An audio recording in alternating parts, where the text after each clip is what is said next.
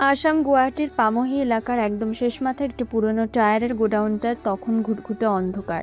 চারদিকে ব্যবসা গরম আর পুরনো রাবার পচার গন্ধ। শুধু একটা ট্যাকটিক্যাল ফ্ল্যাশ লাইটের সরু নীলচে আলো স্থির হয়ে আছে একটা চারকোনা মেটাল বক্সের উপর। কবির, টাইমারটা ডিজিটাল নয়, ওরা মেকানিক্যাল টাইমার ইউজ করেছে, সাথে ডাবল ট্রিগার মেকানিজম। মেকানিক্যাল? পাগল হলে নাকি মেজর? তুমি এক্ষুনি ফল ব্যাক করো।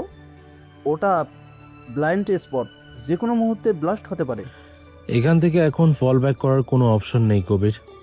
আমি সরে গেলে এই পুরো গোডাউনের সাথে পিছনের বস্তিটা উড়ে যাবে, প্রচুর মানুষ মরবে। কিন্তু তোমার হাতে তো সময় নেই, আর তুমি ভারী বম সুইটটাও পরনি মেজর। You have 30 seconds.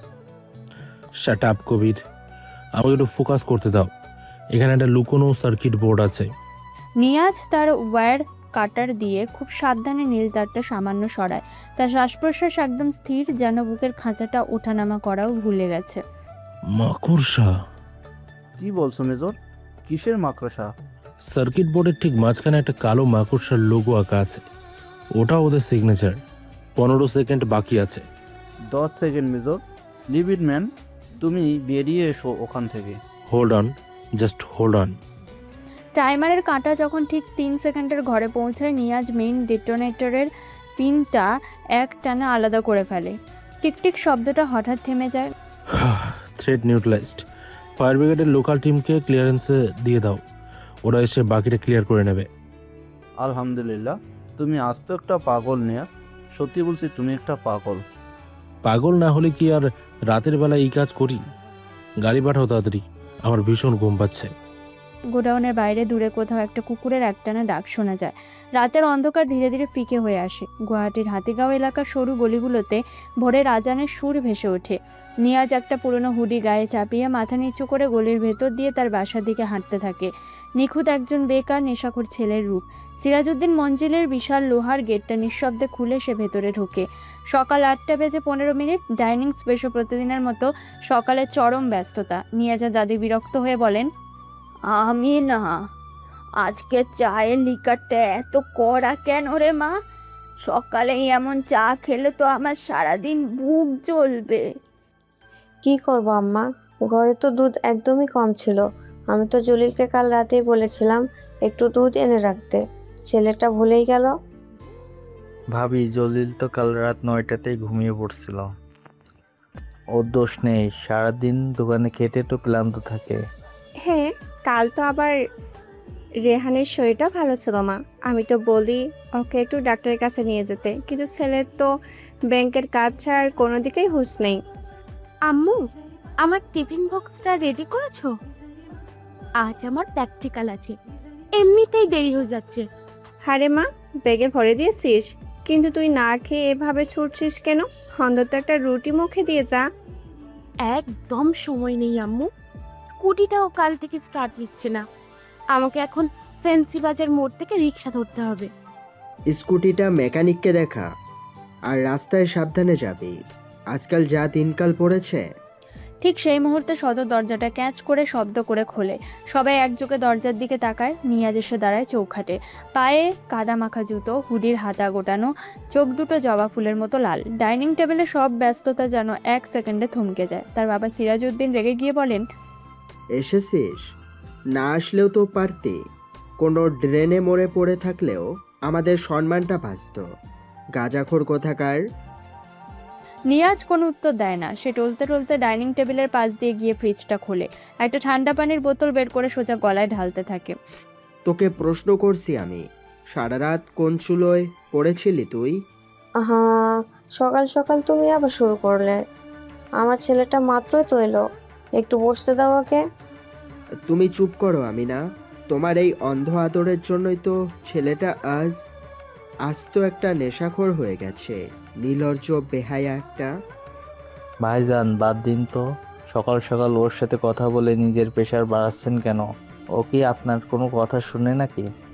আব্বা, এত জোরে চাচাও কেন? আমার এমনিতেই খুব মাথা ব্যথা করছে। মাথা ব্যথা করছে? সারা রাত গাঁজা টেনে এসে এখন নবাবজাদার মতো মাথা ব্যথা করছে? আমার তো ইচ্ছে করছে তোকে ঘাড় ধাক্কা দিয়ে বাড়ি থেকে বের করে দিই। বড় আব্বা, ওকে বকবেন না। ওর ব্রেনের নিউরনগুলো এখন গাঁজার ধোঁয়ায় ভাসছে। আপনি যা বলছেন তার কিছুই ও শুনতে পাচ্ছে না। তুই এত সকালে কোথায় যাচ্ছিস রে? তোকে তো ভার্সিটিতে কেউ পাত্তা দেয় না, তুই আবার সেজে গুজে কোথায় চললি? তোমার মতো রাস্তার কুকুরের সাথে তো আর ঘুরি না, ইউনিভার্সিটিতে যাই, আমার ক্লাস আছে। ও, ইউনিভার্সিটি? তা তোর এই ভাঙা স্কুটিটা কি এখনো চলে? আমি তো ভাবলাম ওটা এতদিনে মিউজিয়ামে দিয়ে এসেছিস। তুমি আমার স্কুটির খবর না নিয়ে নিজের কেরিয়ারের খবর নাও, কেমন? ও সরি, তোমার তো আবার কেরিয়ার বলতে কিছুই নেই, শুধু ফ্যামিলির টাকায় বসে বসে গাঁজা আর মদ খাচ্ছ। ক্যারিয়ার দিয়ে কি হবে রে? আমার তো তোরা আছিস, আব্বার পেনশন আছে, চাচার বিশাল ব্যবসা আছে, আমার আর কিসের চিন্তা? বেরো, এক্ষুনি বেরো আমার চোখের সামনে থেকে তুই। আমার বাড়িতে বসে আমার মুখের উপর তর্ক করছিস? নিয়াজ কাঁধ ঝাঁকিয়ে ডাইনিং স্পেস থেকে ড্রয়িং রুমের দিকে এগোয়। লুবনাও জুতো পরা শেষ করে ব্যাগটা কাঁধে নিয়ে দরজার দিকে এগোয়। দুজনে ঠিক সামনাসামনি দেখা হয়ে যায় ড্রয়িং রুমের মাঝখানে। রাস্তা ছাড়ো, আমাকে বেরোতে হবে। রাস্তা তো বড়ই আছে, তুই মোটা হয়ে গেছিস, তাই তোর জায়গা বেশি লাগে। উফ, জাস্ট শাট আপ। নিয়াজ, তোমার এই ফালতু জোকসগুলো না একদম ভাল লাগে না আমার। লুবনা বিরক্ত হয়ে নিয়াজের গা ঘেঁষে বেরিয়ে যায়। ঠিক সেই মুহূর্তে লুবনার নাকে একটা অদ্ভুত গন্ধ এসে ধাক্কা মারে, পোড়া বারুদ আর অ্যামোনিয়াম নাইট্রেটের গন্ধ। সে দরজার কাছে গিয়ে 1 সেকেন্ড থমকে দাঁড়ায়, তারপর ভুরু কুঁচকে পেছনে ঘুরে। তুমি তুমি কাল রাতে কোথায় ছিলে নিয়াজ? কেন রে, তুই কি এখন আমার পার্সোনাল সেক্রেটারি হয়ে গেলি নাকি যে তোকে হিসাব দিতে হবে? তোমার গা থেকে এরকম অদ্ভুত গন্ধ আসছে কেন?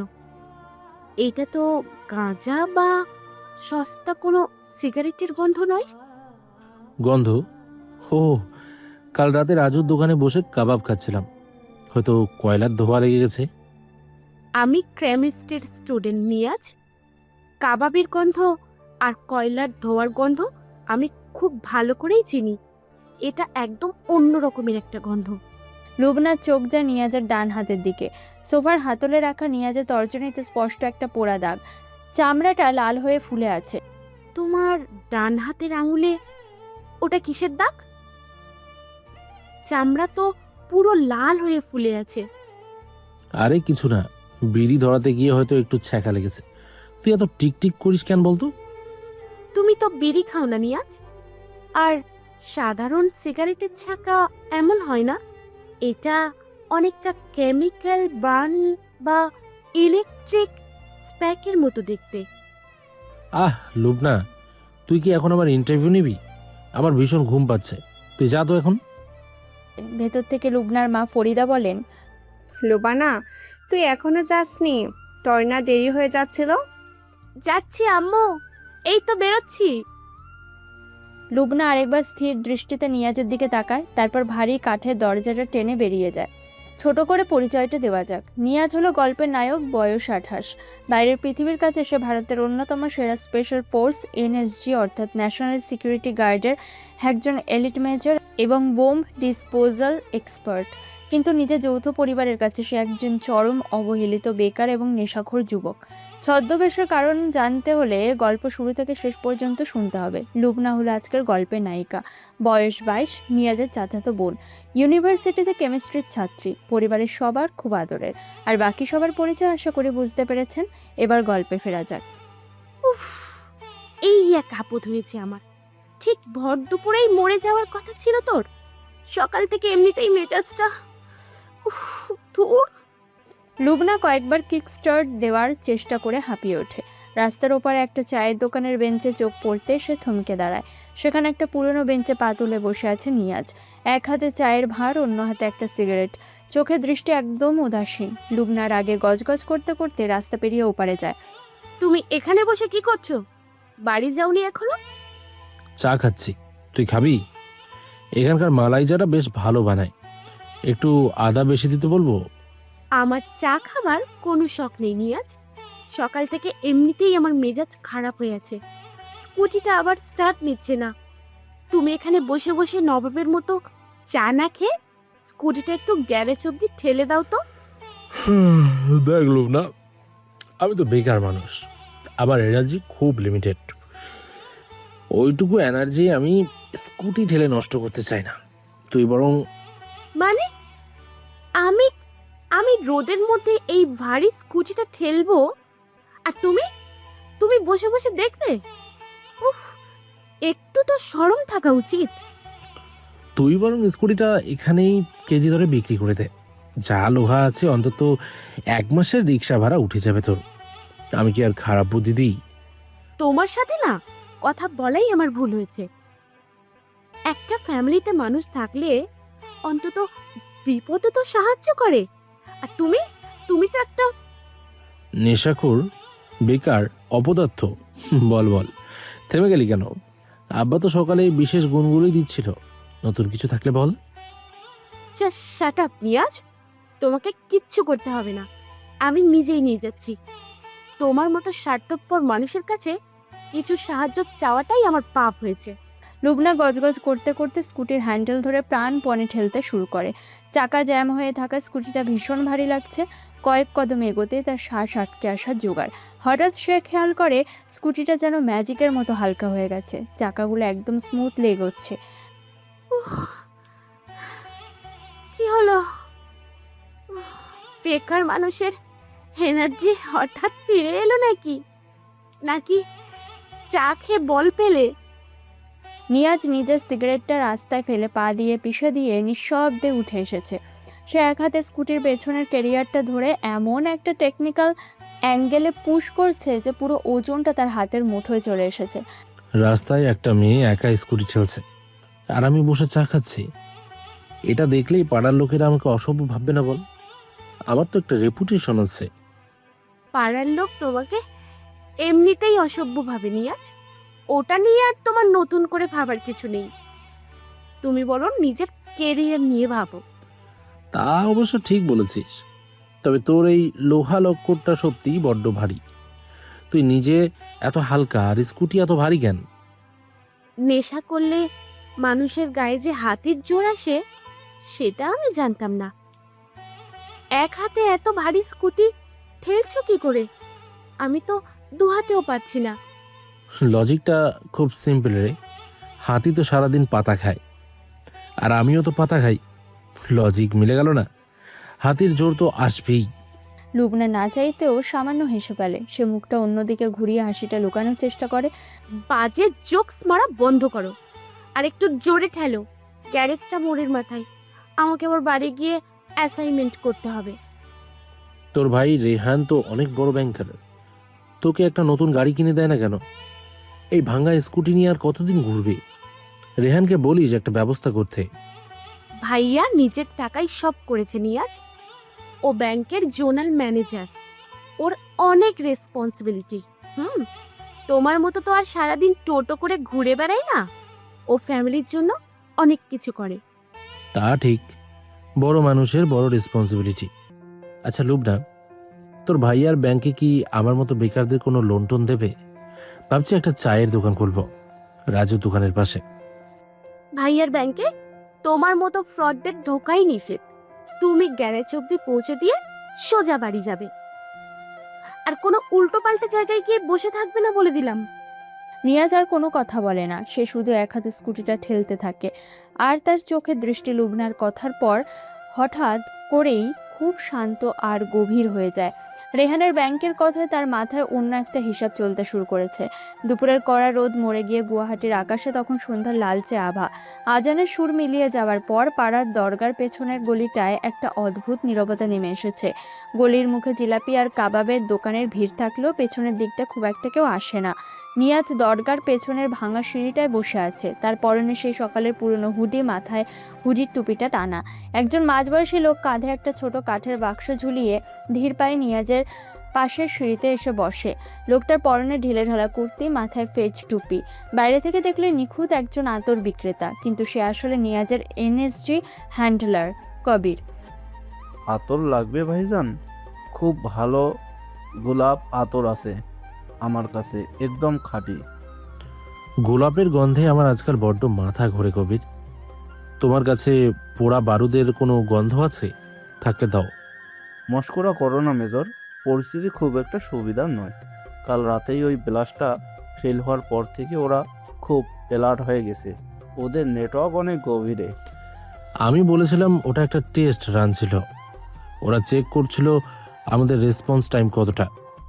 গুয়াহাটিতে একটা স্লিপার সেল পুরোপুরি অ্যাক্টিভ হয়ে বসে আছে, আর আমাদের ইন্টেলিজেন্স ঘুমাচ্ছে। এটা মানা যায় না।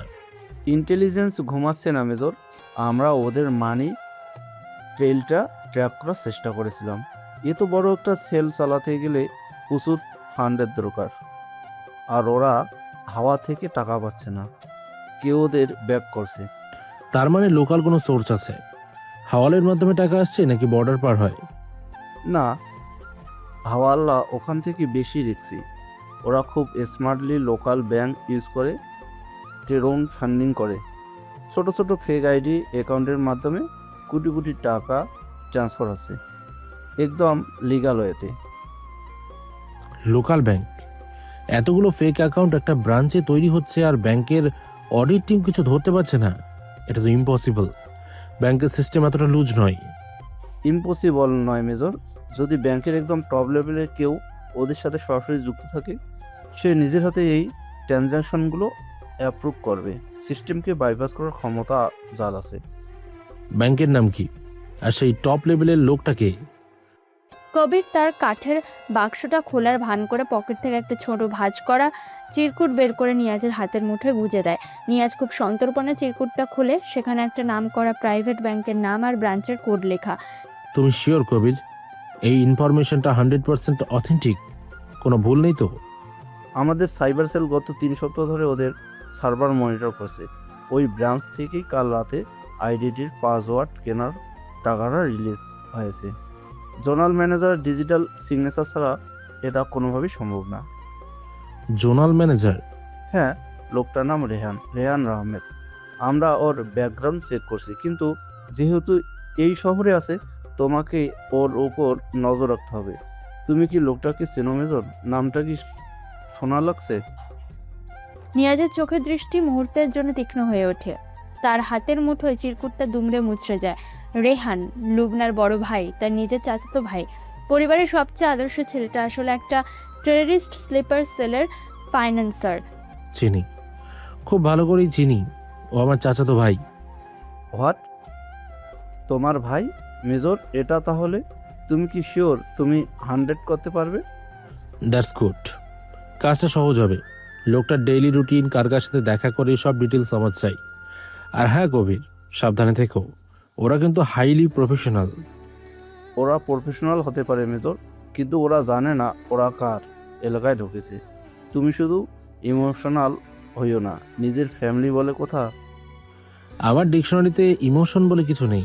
তুমি এখন এসো, কেউ দেখে ফেললে সন্দেহ করবে। আমি দেখছি রেহানাকে কি করা যায়। কবির মাথা নেড়ে আতরের বাক্সটা কাঁধে তুলে নিয়ে ভিড়ের মধ্যে মিশে যায়। নিয়াজ একা বসে থাকে অন্ধকার সিঁড়িতে। দূরে কোথাও থেকে ভেসে আসছে আজানের শেষ অংশটুকু। নিয়াজ পকেট থেকে একটা সিগারেট বের করে ঠোঁটে চাপে, কিন্তু ধরায় না। তার মাথায় এখন শুধু একটাই চিন্তা, নিজের বাড়ির ভেতরে বসে থাকা এই বিষাক্ত সাপটাকে সে কিভাবে ফ্যামিলির সবার চোখের সামনে থেকে টেনে বের করবে। এইভাবে কয়েক সপ্তাহ কেটে গেছে। গুয়াহাটির বাতাসে এখন হালকা শীতের আমেজ। রাত 8টা বাজে। সিরাজউদ্দিন মঞ্জিলের বিশাল ছাদে আজ একটা ছোটোখাটো পারিবারিক দাওয়াতের আয়োজন করা হয়েছে। চারদিকে সুন্দর করে আলো লাগানো। একপাশে বড় ডেকচিতে বিরিয়ানি রান্না হয়েছে। নিয়াজের চাচাতো ভাই মানে লুবনার বড় ভাই রেহানও এসেছে। রেহান সিরাজউদ্দিনকে উদ্দেশ্য করে বেশ গর্বের সাথে বলল, বড় আব্বা, আমার ব্যাংকের নতুন প্রজেক্টটা কিন্তু এবার পুরো নর্থ ইস্টে ফাটিয়ে দেবে। হেড অফিস থেকে আমাকে স্পেশাল টার্গেট দিয়েছে। তা তো দেবেই রেহান, তুই যেভাবে খেটে কাজ করিস, তোর প্রমোশন তো সময়ের অপেক্ষার শুধু। আল্লাহ তোকে আরো বড় করো। ভাইজান, ওর কাজের প্রেশার দেখে আমার নিজের ভয় লাগে মাঝে মাঝে। কাল তো রাত 11টা পর্যন্ত ব্যাংকে ছিল। আর বলবো না ভাইজান, হয়তো নিজের শরীরের দিকে কোনো খেয়ালই নেই, শুধু কাজ আর কাজ। ছাদের এক কোণে একটা প্লাস্টিকের চেয়ারে বসে প্লেটে বিরিয়ানি নাড়াচাড়া করছে নিয়াজ। তার পরনে একটা সাধারণ টি শার্ট আর ট্রাউজার্স। পরিবারের এই প্রশংসার বন্যায় তার কোনো ভ্রুক্ষেপ নেই। রেহান হঠাৎ নিয়াজের দিকে ঘুরে তাচ্ছিল্যের সুরে বলল, তা নিয়াজ ভাই, তোমার কি খবর? সারাদিন তো পাড়ার মোড়েই বসে থাকো দেখলাম। এই তো চলছে। মোড়ের চায়ের দোকানটা বেশ ভালো, হাওয়া পাওয়া যায়। হাওয়া খেয়ে তো আর পেট ভরবে না ভাই। তুমি এক কাজ করো, আমার ব্যাংকের নিচে যে নতুন এটিএম খুলেছে ওখানে একটা গার্ডের দরকার, যদি তুমি চাও তাহলে। পুরো ছাদের কোলাহল যেন এক সেকেন্ডে থমকে যায়। সিরাজউদ্দিনের মুখের হাসিটা নিভে গিয়ে সেখানে একটা চরম অপমানের ছায়া নেমে আসে। আমি ব্রাঞ্চ ম্যানেজারকে বলে রেকমেন্ড করে দেব। তুমি তো রাত জেগেই থাকো, ডিউটিটা তোমার জন্য একদম পারফেক্ট হবে, কি বলো? রেহান, তুই ওকে এসব বলছিস কেন খামোখা? ওর কি সেই যোগ্যতা আছে নাকি? একটা আস্ত নেশাখোরকে তুই তোর ব্যাংকের পাহারায় রাখবি? ইউনিফর্ম পরিয়ে ডিউটিতে পাঠালে তো এই ইউনিফর্ম পরেও এটিএমের সামনে নেশা করে বেহুশ হয়ে পড়ে থাকবে।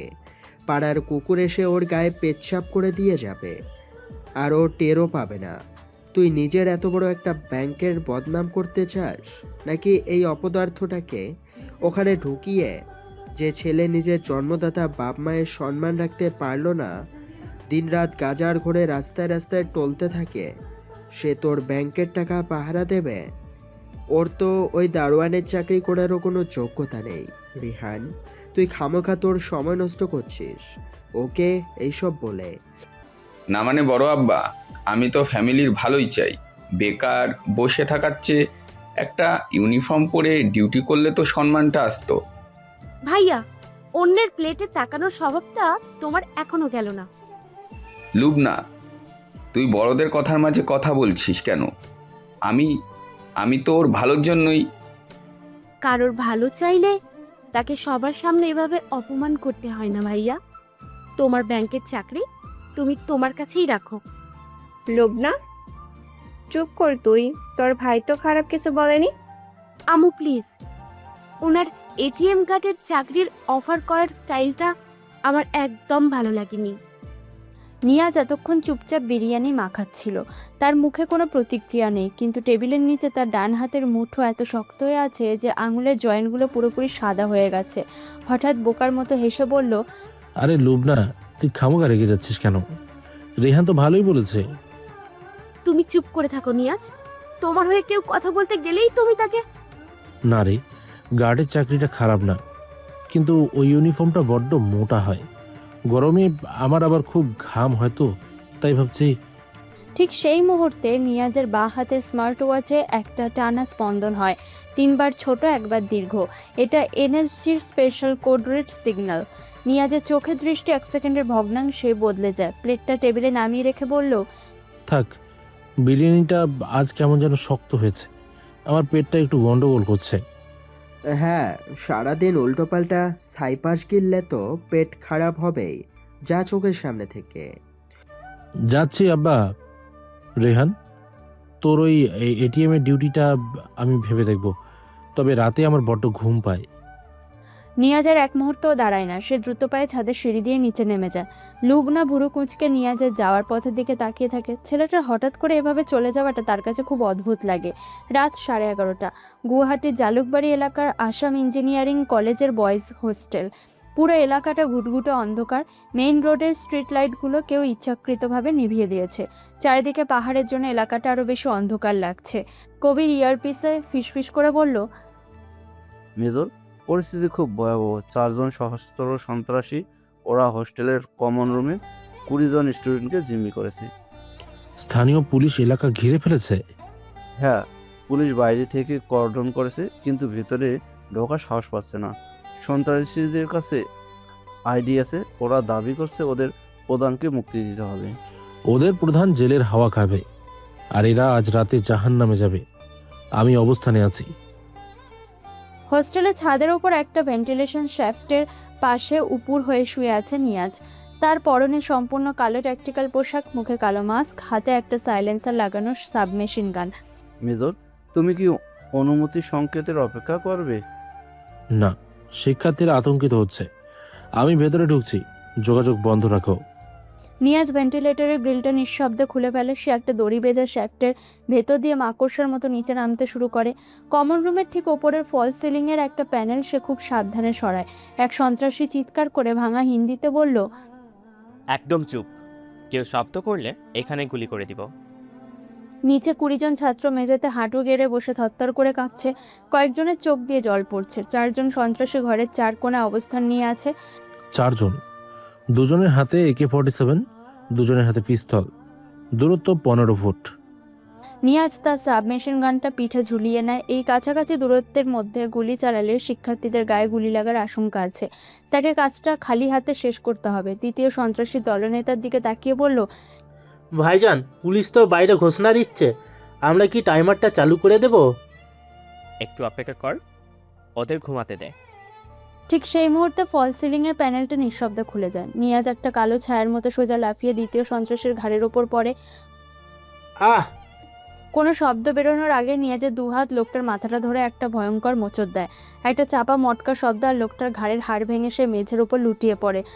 কে রে? লোকটা তার AK-47 তোলার আগে নিয়াজের ডান হাত থেকে একটা ট্যাকটিক্যাল চাকু বিদ্যুতের গতিতে ছুটে যায়। চাকুটা সোজা গিয়ে লোকটার গলার শ্বাসনালীতে গেঁথে যায়। সে কোনো শব্দ না করে গলার রক্ত চেপে ধরে হাঁটু গেড়ে বসে পড়ে। গুলি কর।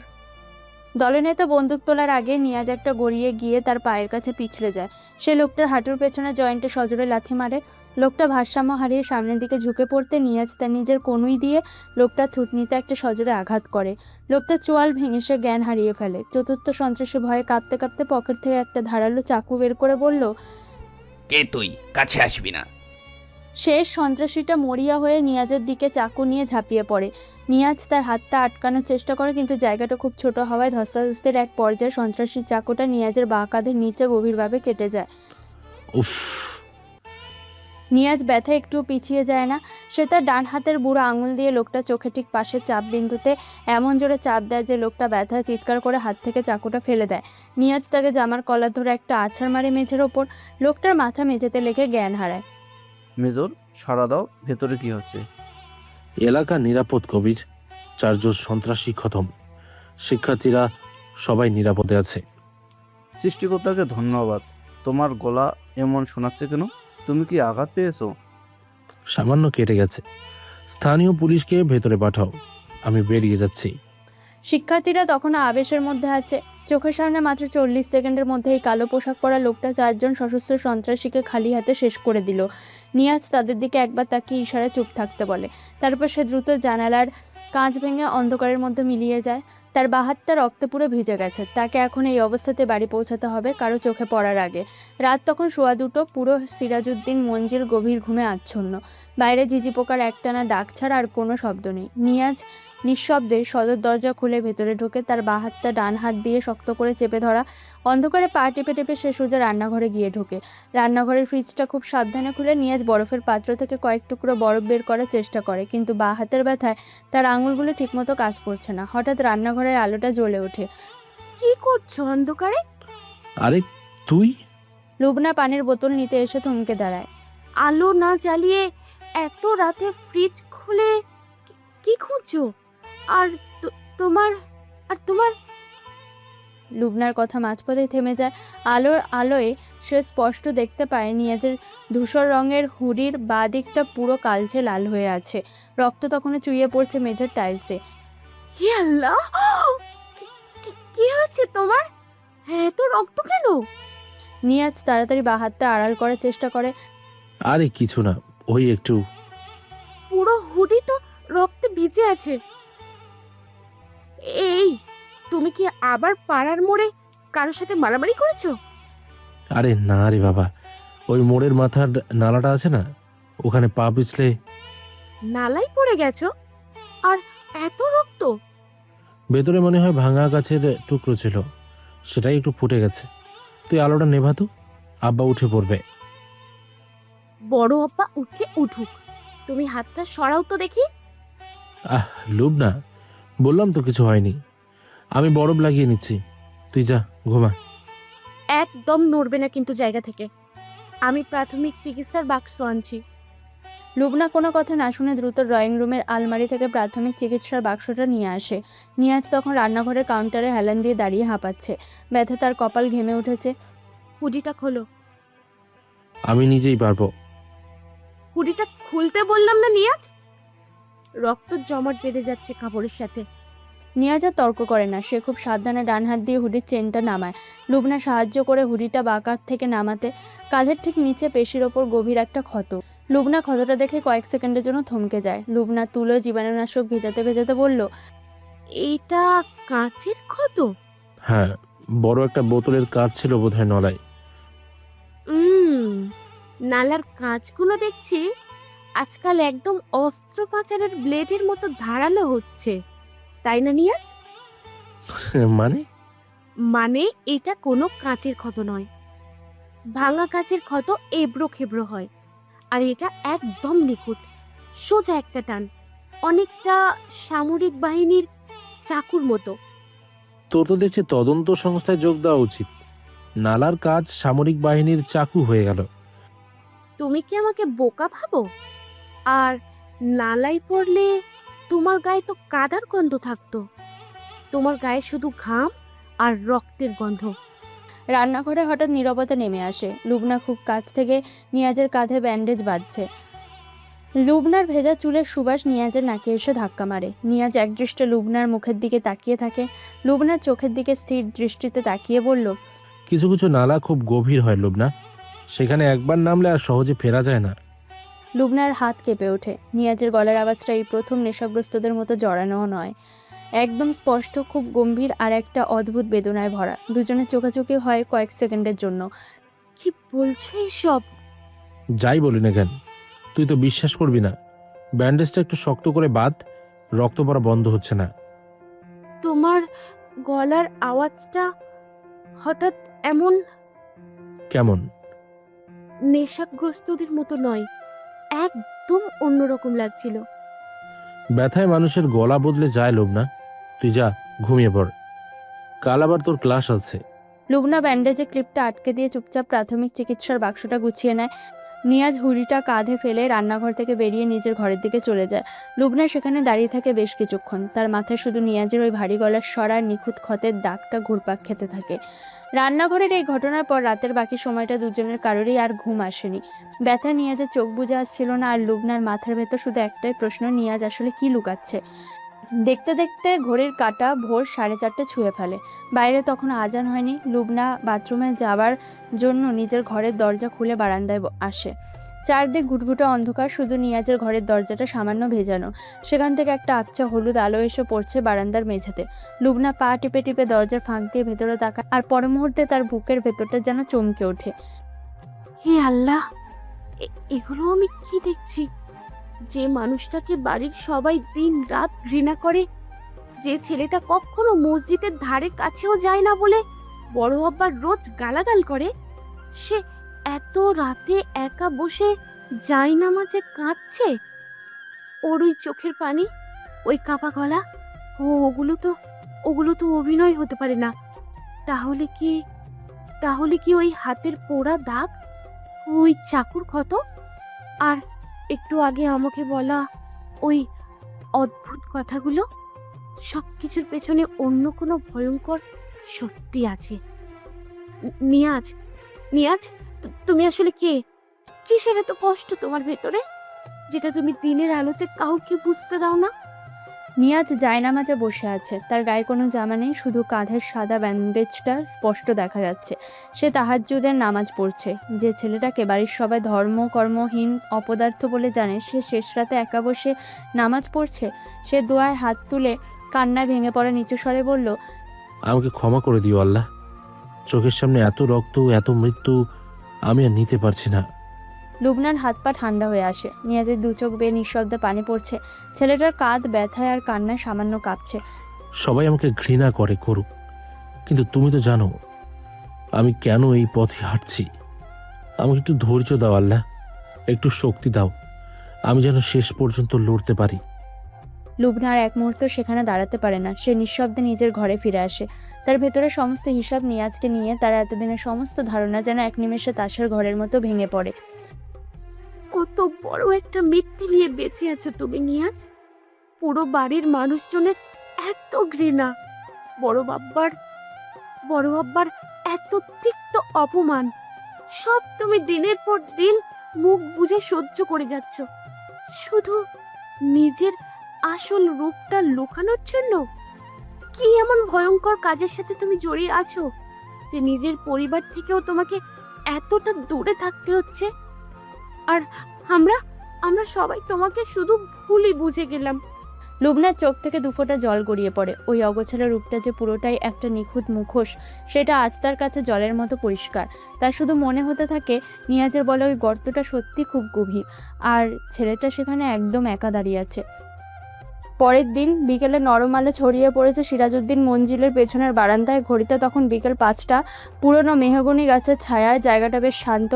এই সারা দিন নিয়াজ আর লুবনার মধ্যে কোনো কথাবার্তা হয়নি, কারণ লুবনা ইউনিভার্সিটিতে চলে গিয়েছিল। নিয়াজ বারান্দার লোহার গ্রিলে হেলান দিয়ে দাঁড়িয়ে আছে। তার ঠোঁটে একটা সিগারেট চাপা, কিন্তু সেটা সে ধরায়নি।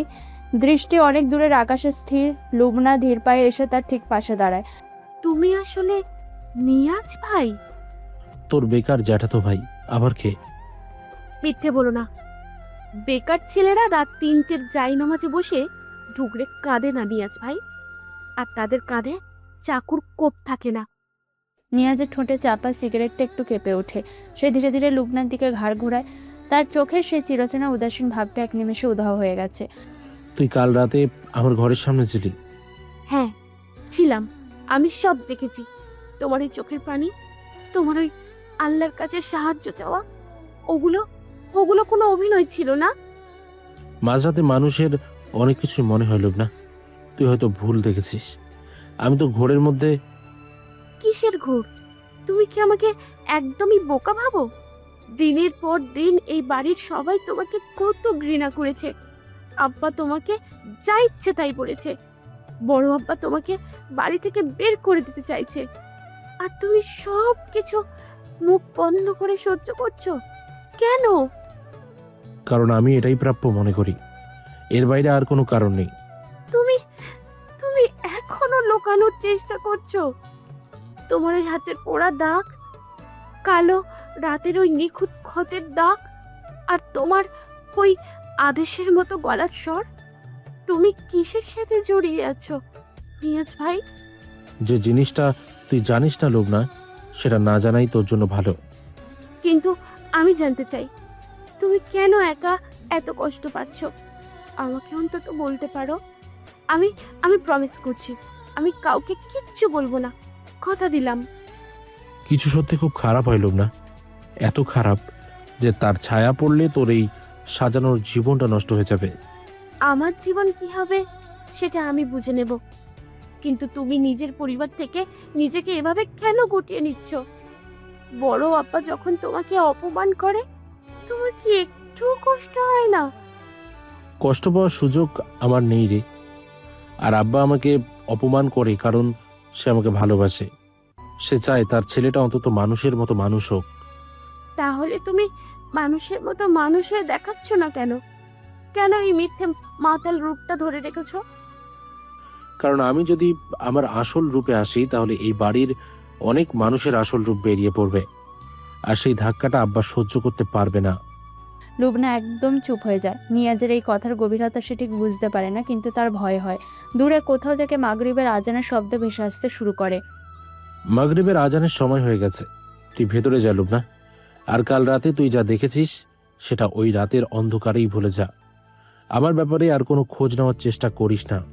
তুমি আমাকে ভয় দেখাচ্ছ? ভয় দেখাচ্ছি না, তোকে বাঁচানোর চেষ্টা করছি। আমার দুনিয়াটা অনেক অন্ধকার, সেখানে একবার পা রাখলে তোর আর ফেরার রাস্তা থাকবে না। নিয়াজ আর এক মুহূর্ত সেখানে দাঁড়ায় না। সে দ্রুত বারান্দা থেকে বেরিয়ে যায়। লুবনা গ্রিলটা শক্ত করে ধরে দাঁড়িয়ে থাকে। নিয়াজের ওই শেষ কথাগুলো তার মাথার ভেতর বারবার ঘুরতে থাকে। রাতের খাবার শেষ করে বাড়ির সবাই তখন নিচের ড্রয়িং রুমে বসে টিভিতে নাটক দেখায় ব্যস্ত। ঘড়িতে রাত 9টা বাজে। রেহান এখনও ব্যাংক থেকে ফেরেনি। পুরো দোতলাটা একদম নিস্তব্ধ। নিয়াজ নিঃশব্দে দোতলায় উঠে রেহানের পড়ার ঘরে ঢোকে। তার পরনে কালো টি শার্ট। ঘরের দরজাটা ভেতর থেকে লক করে দিয়ে সে রেহানের টেবিলের সামনে এসে দাঁড়ায়। ল্যাপটপটা বন্ধ করা আছে। নিয়াজ নিজের পকেট থেকে একটা ছোট কালো পেন ড্রাইভ বের করে ল্যাপটপে যুক্ত করে। কানে ইয়ারপিস লাগিয়ে ফিসফিস করে কবিরকে বলল, কবির, আমি সিস্টেমে ঢুকেছি। তুমি কি তথ্য ট্র্যাক করতে পারছো? হ্যাঁ মেজর, সিগন্যাল পাচ্ছি। তুমি নিরাপত্তার ব্যবস্থা বাইপাস করছো। আমি এদিক থেকে তথ্য উদ্ধার করছি। দিচ্ছি। লোকটা পাসওয়ার্ড সুরক্ষায় বেশ কাঁচা, শুধু ফেস আনলক আর সাধারণ পিন দিয়ে রেখেছে। কয়েক সেকেন্ডের মধ্যে ল্যাপটপের স্ক্রিনে একটা কাজের উইন্ডো খুলে যায়। নিয়াজের আঙুলগুলো কিবোর্ডের ওপর ঝড়ের গতিতে চলতে থাকে। একের পর এক ফোল্ডার খুলতে শুরু করে সে। মেজর, সি ড্রাইভে একদম ভেতরের দিকে একটা লুকানো ফোল্ডার আছে। ওটার নাম হয়তো কোনো প্রজেক্টের নামে দেওয়া আছে। পেয়েছি, নর্থ ইস্ট ডেভেলপমেন্ট ফান্ড। নামটা বেশ সুন্দর দিয়েছে। আমি তথ্যগুলো তোমার সার্ভারে পাঠাচ্ছি। তথ্যবাসী, ইয়া আল্লাহ মেজর, তুমি কি স্ক্রিনটা দেখতে পাচ্ছ? হ্যাঁ, 26টা ভুয়া অ্যাকাউন্ট, আর গত 3 মাসে প্রায় 4 কোটি টাকা ট্রান্সফার হয়েছে। পুরোটাই ওই সন্ত্রাসী চক্রের স্থানীয় লোকেদের কাছে গেছে। রেহান লোকটা তো আস্ত একটা বিষাক্ত সাপ। নিজের পথকে কাজে লাগিয়ে এত বড় একটা সন্ত্রাসী নেটওয়ার্ক চালাচ্ছে, আর কেউ টেরও পায়নি। ও একা নয় কবির, ওর ওপরের দিকেও কেউ আছে। নইলে হিসাব রক্ষকদের এত সহজে সামলানো যায় না। হঠাৎ ল্যাপটপের স্ক্রিনের এক কোণে একটা বার্তার বাক্স ভেসে ওঠে। নিয়াজ দ্রুত সেটা ওপেন করে। বার্তার লেখাগুলো দেখে তার বুকের রক্ত যেন বরফ হয়ে যায়। কবির, রেহান কাল রাতে একটা বার্তা পাঠিয়েছে ওদের নেতাকে। কি বার্তা? ও লিখেছে, বয়স্ক মানুষটা বড্ড বেশি ঘাটাঘাটি করছে। কাল আমার ব্যাগ থেকে ভুল করে কয়েকটা দলিলের কাগজ দেখে ফেলেছে। ওকে সরাতে হবে। বয়স্ক মানুষ? কার কথা বলছো? আমার আব্বা সিরাজউদ্দিনের কথা বলছে। আব্বা হয়তো রেহানের কোনো ফাইলের কাগজ দেখে ফেলেছিল। নিয়াজের হাতের মুঠো এত শক্ত হয়ে যায় যে কিবোর্ডে প্লাস্টিক মটমট করে ওঠে। স্ক্রিনে রেহানের পরের বার্তাটা ভেসে ওঠে। সামনের সপ্তাহে আমাদের পারিবারিক ভ্রমণ আছে। বাসে করে দরগায় যাব। হাইওয়েতে একটা দুর্ঘটনার পরিকল্পনা করো। বুড়ো যেন কোনোভাবেই ফিরে না আসে। মেজর, রেহান তো তোমার বাবাকে মারার পরিকল্পনা করছে। আমাদের এখনই ওকে আটক করার দরকার। না, এখন ওকে ধরলে পুরো চক্রটা আত্মগোপনে চলে যাবে। আমরা আসল মূল হোতা পর্যন্ত পৌঁছাতে পারবো না। কিন্তু তোমার বাবার জীবন ঝুঁকি আছে নিয়াজ। ওরা পরিবার সহ ভ্রমণের সময় আক্রান্ত করবে। করুক, ওরা বাসে আক্রমণ করবে, আর আমি ওই বাসেই থাকবো। রেহান আমার পরিবারের গায়ে হাত দেওয়ার সাহস করেছে কবির। এবার আমি ওদের কাউকে জ্যান্ত ছাড়বো না। নিয়াজ পেন ড্রাইভটা খুলে পকেটে ঢুকিয়ে নেয়। ল্যাপটপের স্ক্রিনটা কালো হয়ে যায়। সেই কালো স্ক্রিনে নিয়াজের নিজের প্রতিবিম্ব ভেসে ওঠে। তার চোখে এখন আর কোনো সাধারণ ছেলের ছাপ নেই। সেখানে জ্বলছে একজন বিশেষ কমান্ডের ভয়ঙ্কর ক্রোধ। যে ছেলেটা এতক্ষণ নিজের পরিচয় লুকাতে চাইছিল, এখন তার নিজের রক্তই তাকে যুদ্ধের ময়দানে টেনে নামিয়েছে। গুয়াহাটির আকাশে তখন হালকা কুয়াশা, ধোঁয়াশা মিলেমিশে একাকার। মাগরিবের আজান শেষ হয়ে গেছে বেশ কিছুক্ষণ আগে। পাড়ার মোড়ে স্ট্রিট লাইটগুলো টিমটিম করে জ্বলছে। লুবনা টিউশন শেষ করে একা হেঁটে বাড়ি ফিরছিল। গলির মুখে আসতে পাড়ার দুজন বখাটে ছেলে তার রাস্তা আটকে দাঁড়ায়। কি ম্যাডাম, রোজ রোজ এত কষ্ট করে একা একা হেঁটে ফেরেন কেন? বললে তো আমরাই স্কুটি করে নামিয়ে দিয়ে আসতে পারি না?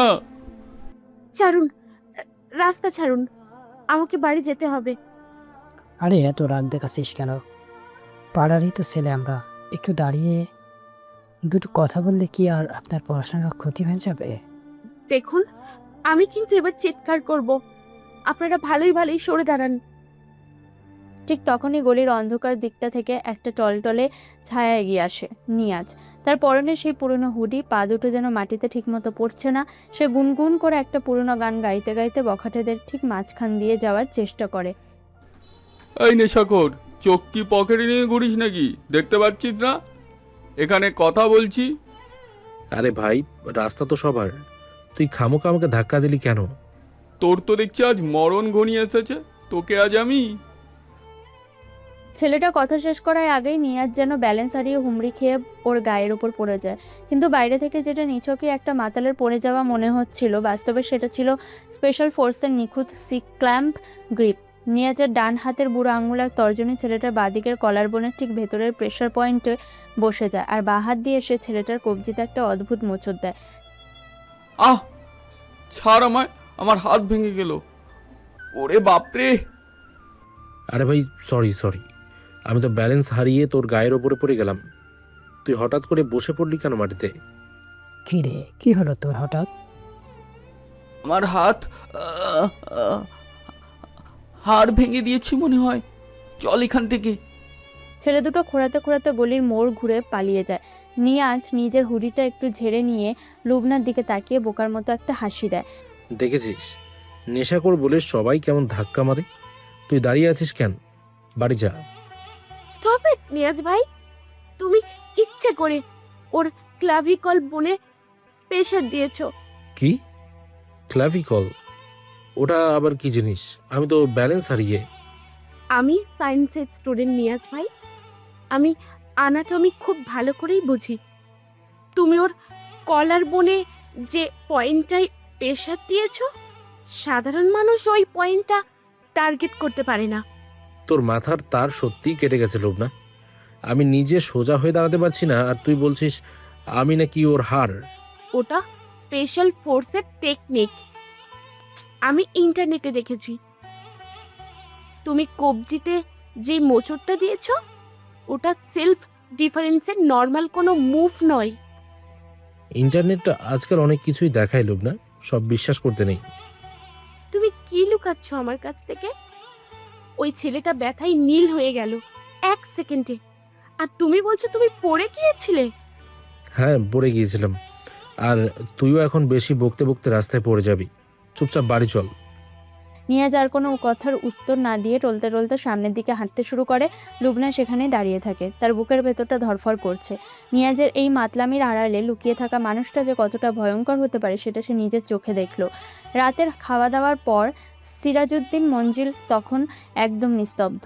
ঘড়িতে রাত 11টা বাজে। শীতের রাতে সবাই লেপের তলায়। দোতলার বারান্দা পেরিয়ে সোজা ছাদে এসে দাঁড়ায় নিয়াজ। চারিদিকটা একবার ভালো করে দেখে নিয়ে সে পকেট থেকে একটা ছোট স্যাটেলাইট ফোন বের করে। নিয়াজ কানে ফোন লাগিয়ে ফিসফিস করে বলে, কবির, তুমি লাইনে আছো? হ্যাঁ মেজর, বলো। রেহানের ল্যাপটপ থেকে পাওয়া ডেটাগুলো আমরা অ্যানালাইজ করেছি। সিচুয়েশন খুব খারাপ। আমি জানি টেবর ফান্ডিংয়ের মাস্টারমাইন্ড রেহান। ও কাল ফ্যামিলি ট্রিপের বাসে আব্বাকে মারার প্ল্যান করেছে। আমরা পুরো হাইওয়ে কনভার্ট করে ফেলছি মেজর। আমি কাল সকালে ফোর্স পাঠাচ্ছি, রেহান বাড়ি থেকে অ্যারেস্ট করা হবে। না, ফোর্স পাঠাবে না কবির, এটা একটা সুইসাইডাল মুভ হবে। কেন? আমাদের কাছে তো সলিড এভিডেন্স আছে। ফোর্স আসলে রেহান অ্যালার্ট হয়ে যাবে। ও একা নয়, ওর সাথে পুরো স্লিপার সেলটা কানেক্টেড। রেহান ধরা পড়লে বাকিরা আন্ডারগ্রাউন্ডে চলে যাবে, আর আমরা ওদের আসল লিডারকে কখনো ধরতে পারবো না। কিন্তু মেজর, তোমার ফ্যামিলির লাইফ রিস্কে আছে। কাল বাসে তোমার বাবা থাকবেন, তোমার চাচা, লোবনা সবাই থাকবে। ওরা বাসে অ্যাটাক করলে তুমি কি করবে? আমি বাসে থাকবো Kabir. I will take them down from the inside. এটা পাগলামি নিয়াস। তুমি একা একটা ক্লোজড বাসের ভিতর হেভিলি আর্মড ট্যাঙ্কদের সাথে ফাইট করবে, তাও আবার ফ্যামিলি মেম্বারদের মাঝখানে। এটা পাগলামি নয়, এটা ট্যাকটিক্যাল অ্যাডভান্টেজ। ওরা এক্সপেক্ট করবে না যে বাসের ভেতর থেকে কেউ কাউন্টার অ্যাটাক করবে। তুমি শুধু হাইওয়ের 5 কিলোমিটার দূরে তোমার ব্যাকআপ টিম রেডি রাখবে। আমি সিগন্যাল দিলে তবেই মুভ করবে। মেজর, ইমোশনাল হয়ে কোনো ভুল ডিসিশন নিচ্ছ না তো? তোমার বাবার কিছু হয়ে গেলে? আমার আব্বার গায়ে একটা আঁচড়ও লাগবে না কবির। রেহান আমার ফ্যামিলির সাথে বেইমানি করেছে, আমার দেশের সাথে বেইমানি করেছে। কাল হাইওয়েতে আমি ওর নিজের হাতে তৈরি করা কবর ওকে উপহার দেব। নিয়াজ স্যাটেলাইট ফোনটা কেটে পকেটে ঢুকিয়ে নেয়। উত্তেজনায় তার বুকের ভেতরটা ওঠানামা করছে। কালকের দিনটা তার জীবনের সবচেয়ে বড় পরীক্ষা হতে চলেছে। সে একটা দীর্ঘশ্বাস ফেলে ছাদের দরজা দিয়ে নিচে নামার জন্য ঘুরে দাঁড়ায়। নিয়াজ ঘুরে দাঁড়াতেই তার পায়ের তলার মাটি যেন সরে যায়। ছাদের অর্ধেক খোলা দরজার ঠিক মাঝখানে পাথরের মূর্তির মতো দাঁড়িয়ে আছে লুবনা। তার চোখ দুটো বড় বড় হয়ে গেছে, মুখে কোনো কথা নেই। সে কতক্ষণ ধরে সেখানে দাঁড়িয়ে আছে আর কতটা শুনেছে সেটা তার চোখের দিকে তাকালেই স্পষ্ট বোঝা যায়। নিয়াজ ভাই, লুবনা, তুমি তুমি কার সঙ্গে কথা বলছিলে? ফোর্স? Master mind? বাসে অ্যাটাক? মানে বাস অ্যাটাক? তুই ঘুমাসনি এখনো? আমার কথায় উত্তর দাও প্লিজ নিয়াজ ভাই। তুমি ভাইয়াকে নিয়ে কি বলছিলে? ভাইয়া ভাইয়া বড় আব্বাকে মারার প্ল্যান করছে, আর তুমি বাসের ভেতর থেকে কাউন্টার অ্যাটাক করবে? তুই ভুল শুনেছিস লুবনা। আমি তো একটা সিনেমার গল্প বলছিলাম আমার এক বন্ধুকে। মিথ্যে বলো না, আর প্লিজ প্লিজ মিথ্যে বলো না। আমি সব শুনেছি। তোমার ওই স্যাটেলাইট ফোন, তোমার ওই কমান্ডিং গলা। তুমি কোনো নেশাখোর নও। তুমি কে নিয়াজ ভাই? নিয়াজ কয়েক কদম এগিয়ে এসে লুবনার ঠিক সামনে দাঁড়ায়। তার চোখের দৃষ্টিতে এখন আর কোনো লুকোচুরি নেই। এত বছরের জমানো মিথ্যের দেওয়ালটা আজ এই ছাদের ওপর পুরোপুরি ভেঙে পড়েছে। আমি কে সেটা জানার সময় তোর এখনো আসেনি লুবনা, কিন্তু তুই যেটা শুনেছিস সেটা সত্যি। তোর ভাই রেহান একটা টেরোরিস্ট স্লিপার সেলের ফাইন্যান্সার, আর কাল ও আব্বাকে মারার জন্য ওই বাসে জঙ্গিদের লেলিয়ে দেবে। হে আল্লাহ, ভাইয়া এমন কাজ করতে পারে? এটা তো অসম্ভব। অসম্ভব নয়, এটাই রিয়ালিটি। আর কাল বাসে যা হবে তার জন্য তোকে মেন্টালি রেডি থাকতে হবে। তুমি তুমি একা কি করবে কাল? ওরা তো অনেকজন থাকবে। আমি একা নই লুবনা, আমার সাথে আমার ট্রেনিং আছে। তুই শুধু কাল বাসে আমার চোখের ইশারা ফলো করবি। আর এই রাতের কথা, এই ছাদের কথা ঘুণাক্ষরে যেন কেউ জানতে না পারে, এমনকি রেহানও না। লুবনা মাথা নেড়ে সম্মতি জানায়। সে এখনো কাঁপছে। নিয়াজ লুবনার মাথার ওপর একটা হাত রাখে। এই প্রথমবার একটা বেকার নেশাখোর ভাইয়ের হাত নয়, বরং একজন স্পেশাল ফোর্স কমান্ডোর রক্ষা কবচ হয়ে সেই হাতটা লুবনার মাথায় নেমে আসে। ছাদের ওপর বইতে থাকা কনকনে উত্তরে হাওয়াটাও যেন সেই মুহূর্তে থমকে যায়। গুয়াহাটির আকাশে তখন ঝকঝকে রোদ। সিরাজউদ্দিন মঞ্জিলের বিশাল উঠোনে একটা 20 সিটের এসি মিনি বাস এসে দাঁড়িয়েছে। আজ পুরো পরিবারে হাজার পোয়া মক্কা দরগা যাওয়ার কথা। উঠোন জুড়ে এখন চরম ব্যস্ততা আর হাঁকডাক। দাদি বলেন, ও আমি না, তোরা কি দরগায় যাচ্ছিস নাকি ওখানে গিয়ে সংসার পাতবি? এতগুলো ব্যাগ গোছানোর কি আছে? আরে আম্মা, সারাদিনের রাস্তা, দুপুরে খাওয়ার জন্য তো বিরিয়ানি আর কাবাবগুলো নিতে হবে।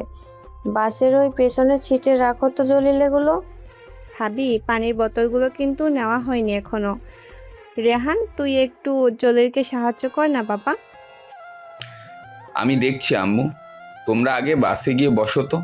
বড় আব্বা, আপনি সামনের সিটটায় বসুন, ওখানে পা ছড়িয়ে বসতে পারবেন। হ্যাঁ, আমি ওখানেই বসছি জালাল।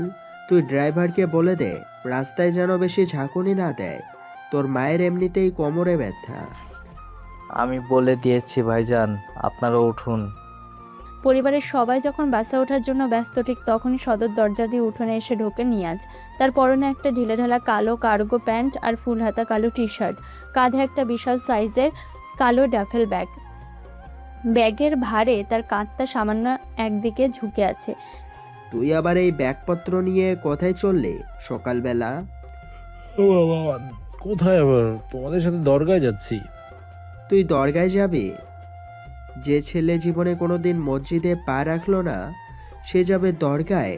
ওখানে গিয়ে কি করবি তুই? নেশা করে দরগার সিঁড়িতে পড়ে থাকবি? আহা, ছেলেটা যখন যেতে চাইছে তখন যেতে দাও না। পরিবারের সবাই একসাথে যাচ্ছে, ও একা বাড়িতে থেকে কি করবে? ও বাড়িতে থাকলে অন্তত আমাদের সম্মানটা বাঁচবে। আমি না, এই অপদার্থটাকে সাথে নিয়ে গেলে রাস্তায় মানুষ আমাদের দিকে আঙুল তুলে হাসবে। কেউ হাসবে না আব্বা। আমি বাসের একদম লাস্ট সিটে চুপচাপ ঘুমাবো। তোমাদের ফ্রির বিরিয়ানিটা মিস করতে চাই না। তা নিয়াজ ভাই, দরগায় তো মানুষ খালি হতে যায়, তুমি এত বড় একটা ব্যাগ নিয়ে কোথায় চললে? এর মধ্যে কি আছে? গাঁজা স্টক নিয়ে যাচ্ছ নাকি পুরো মাসের? আরে রোহান, স্যার তো ওকে, ওর ব্যাগে হয়তো ওর সেরা খাতা আর বালিশ আছে। বাসে তো ঘুমাবে বলল। না রে ভাই, গাঁজাটা জানি, পাপীদের জন্য কাফনের কাপড় নিয়ে যাচ্ছি। নিয়াজের এই কথাটা শুনে উঠোনের কোলাহল কয়েক সেকেন্ডের জন্য একদম থমকে যায়। কথাটার মধ্যে এমন একটা শীতলতা ছিল যা সকালের এই রোদ ঝলমলে পরিবেশের সাথে একদমই বেমানান। কাফনের কাপড় মানে? সকালবেলা এসব কি আজে বাজে কথা বলছো? আরে মানে, দরগার বাইরে অনেক ফকির মিসকিন থাকে, তো ভাবলাম পুরনো কাপড়গুলো দিয়ে আসবো, পুণ্য হবে। তোর আর পুণ্য করে কাজ নেই। বাসে উঠলে একদম পেছনের সিটে গিয়ে বসে থাকবি। আমার চোখের সামনে যেন তোকে না দেখি। নিয়াজ কাঁধ ঝাঁকিয়ে ডাফেল ব্যাগটা নিয়ে বাসের দিকে এগোয়। লুবনা এতক্ষণ বাসের জানালার ধারের একটা সিটে বসে সব দেখছিল। কাল রাতের পর থেকে তার চোখের পাতা এক হয়নি। সে জানে ওই ব্যাগের ভেতর কোনো পুরনো কাপড় নেই, আছে ভয়ঙ্কর সব অস্ত্র আর ট্যাকটিক্যাল গিয়ার। নিয়াজ বাসে উঠে সোজা একদম লাস্ট সিটে গিয়ে বসে ব্যাগটা নিজের পায়ের কাছে লুকিয়ে রাখে। লুবনা নিজের সিট ছেড়ে উঠে গিয়ে ঠিক নিয়াজের সামনের সিটটায় বসে। তার হাত পা তখনও ভয়ে কাঁপছে। নিয়াজ জানালা দিয়ে বাইরে তাকিয়েছিল। লুবনা পেছনের দিকে সামান্য ঘুরে ফিসফিস করে, তুমি সত্যি সত্যি সত্যি ব্যাগটা নিয়ে এলে? সামনের দিকে তাকিয়ে বসলুম না, কেউ যেন সন্দেহ না করে। আমার না খুব ভয় করছে নিয়াজ ভাই। ভাইয়া ভাইয়া একটু আগে হাসি মুখে বড় আব্বাকে বাসে তুললো। ও কিভাবে পারে এমন? বিশ্বাসঘাতকরা সবসময় হাসি মুখেই থাকে রে। তুই একদম নর্মাল বিহেভ কর। তোর এই কাপা কাপা মুখ দেখলে রেহান ঠিক বুঝে যাবে। আমি পারবো না নিয়াজ ভাই। আমার মনে হচ্ছে আমি এক্ষুনি চিৎকার করে বড় আব্বাকে সব কিছু বলে দিই। নিয়াজ হঠাৎ লুবনার সিটের পেছনের হাতলটা শক্ত করে ধরে, ইস্পাতের মতো গলায় বলে, একটা শব্দ করবি না লুবনা। আমি যা বলছি তুই শুধু তাই করবি। তোর একটা ভুল পদক্ষেপে আজ এই বাসের সবাই মারা পড়বে। নিয়াজের গলার ওই কমান্ডিং টোনটা শুনে লুবনার সাথে সাথে চুপ হয়ে যায়। সে ঢোক গিলে সোজা হয়ে বসে, বাস স্টার্ট নেয়। রেহান এসে বসে লুবনার ঠিক সামনের সিটে। সে কানে ইয়ারফোন গুঁজে মোবাইলে কিছু একটা টাইপ করতে শুরু করে। লুবনা জানে তার নিজের ভাই এই মুহূর্তে হয়তো তাদের মৃত্যুর পরোয়ানা টাইপ করছে। দুপুর গড়িয়ে তখন বিকেল 4:30। বাসটা গুয়াহাটির সীমানা ছাড়িয়ে হাজোর দিকের একটা নির্জন পাহাড়ি হাইওয়েতে এসে পড়েছে। রাস্তার দুপাশে ঘন জঙ্গল আর মাঝে মাঝে ছোট ছোট টিলা। বাসের ভেতর দাদি আর আমিনা ঘুমাচ্ছে, সিরাজউদ্দিন বই পড়ছেন। আর কতক্ষণ লাগবে নিয়াজ ভাই? 15 মিনিট। তুমি কি করে জানো? এই রাস্তাটা এখানে এসে একটা ব্লাইন্ড টার্ন নিয়েছে। আশেপাশে কোনো লোকালয় নেই। অ্যাম্বুশ করার জন্য এর চেয়ে পারফেক্ট জায়গা আর হয় না। নিয়াজের কথা শেষ হতে না হতেই বাসটা হঠাৎ করে সজোরে ব্রেক কষে দাঁড়িয়ে পড়ে। টায়ারের তীক্ষ্ণ শব্দে বাসের সবাই চমকে ওঠে। দাদির ঘুম ভেঙে যায়। কি হলো ড্রাইভার, এমন করে ব্রেক কষলে কেন? স্যার, সামনে পুলিশের ব্যারিকেড, ওনারা বাস থামাতে বলেছে। পুলিশের ব্যারিকেড? এই নির্জন জায়গায় হঠাৎ পুলিশ কেন? আরে আব্বু, টেনশনের কিচ্ছু নেই, হয়তো রুটিন চেকিং করছে, আমি দেখছি। লুবনার বুকের ভেতরটা ছ্যাঁত করে ওঠে। সে বুঝতে পারে সময় চলে এসেছে। সে পেছনের দিকে তাকাতেই দেখে নিয়াজ তখনও চোখ বন্ধ করে আছে, কিন্তু তার ডান হাতটা ডাফেল ব্যাগের চেইনের ওপর রাখা। বাসের দরজাটা খুলে যায়। পুলিশের খাকি ইউনিফর্ম পরা 3 জন লোক হুড়মুড় করে বাসের ভেতর ঢুকে পড়ে। তাদের হাতে লাঠি আর কোমরে হোলস্টার। লোকগুলোর চেহারা খুব রুক্ষ আর চোখের দৃষ্টিতে একটা অদ্ভুত হিংস্রতা। এই বাসের মালিক কে? সবাই নিজের জায়গায় চুপচাপ বসে থাকুন, গাড়ি তল্লাশি হবে। অফিসার, আমরা সবাই ফ্যামিলি মেম্বার। আমরা দরগায় যাচ্ছি। এই বাসে তল্লাশি করার মতো তো কিছু নেই। ফ্যামিলি নিয়ে যাচ্ছেন না, স্মাগলিংয়ের মাল নিয়ে যাচ্ছেন, সেটা আমরা ঠিক করব। আপনি কে? আমি সিরাজউদ্দিন আহমেদ, রিটায়ার্ড হেডমাস্টার। আপনারা চাইলে আমাদের আইডি কার্ড দেখতে পারেন। লোকটা সিরাজউদ্দিনের নাম শুনেই তার সঙ্গীদের দিকে তাকিয়ে একটা কুৎসিত হাসি দেয়। লুবনা ভয়ে সিটিয়ে আছে। হঠাৎ তার চোখ যায় লোকটার পায়ের দিকে। পুলিশের ইউনিফর্ম পরা হলো লোকটার পায়ে কোনো কালো বুট নেই, সেখানে একটা সাধারণ ধূসর রঙের স্নিকার্স। আল্লাহ, এদের জুতো! লুবনার বুঝতে আর বাকি থাকে না যে এরা আসল পুলিশ নয়, এরা সেই স্লিপার সেলের জঙ্গি যাদের কথা নিয়াজ কাল রাতে বলছিল। লুবনা পেছনের সিটের দিকে হাত বাড়িয়ে নিয়াজের প্যান্টের একটা কোণা শক্ত করে চেপে ধরে। ফেক পুলিশের লিডার কোমরের হোলস্টার থেকে একটা কালো 9mm পিস্তল বের করে। আইডি কার্ড লাগবে না মাস্টার মশাই, আপনাকে তো আমরা খুঁজেই বেরোচ্ছি। ওনার দিকে বন্দুক তাক করছেন কেন? কি করছেন উনি? অফিসার, এটা কি হচ্ছে? আপনি বন্দুক বের করছেন কেন? একদম চুপ, যে যেখানে আছিস বসে পড়। একটা শব্দ করলে সবাইকে এখনই শেষ করে দেব। জালালউদ্দিন ছিটকে পড়ে যান বাসের মেঝেতে। ফরিদা আর আমিনা কান্না ভেঙে পড়েন। দাদি ভয়ে কাঁদতে কাঁদতে দোয়া পড়তে শুরু করেন। বাসের ভেতর এখন একটা দমবন্ধ করা আতঙ্কের পরিবেশ। ফেক পুলিশের লিডার পিস্তলটা সিরাজউদ্দিনের কপালের দিকে তাক করে। সিরাজউদ্দিন আর রেহানকে, তোরা দুজন বাস থেকে নিচে নাম, জলদি। স্যার স্যার, আমাকে কেন? আমি তো ব্যাংকে চাকরি করি, আমার কাছে কোনো টাকা নেই স্যার।